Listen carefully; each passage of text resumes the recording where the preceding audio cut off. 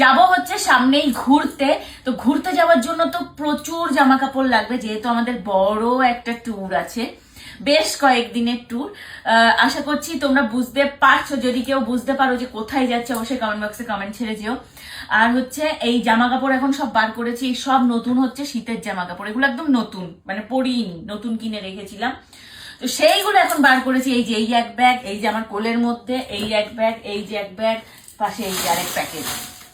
তো এই জামা কাপড়গুলো এখন খুঁজে খুঁজে বার করছি, কোনটা পরবো, মানে কোনটা নেব কোনটা না নেব, সব গোছাচ্ছি। কারণ হাতে আর 4-5 দিন সময় রয়েছে, 2-4 দিন সময় যা রয়েছে, যদি কিছু কিনতে হয় আগে চোখে দেখে, মানে এগুলো তো 1 বছর আগে কিনেছি বা কিছু এই সামনে কিনেছি, বাদ বাকি সব আমি ভুলে গেছি কোনটা কোথায় আছে।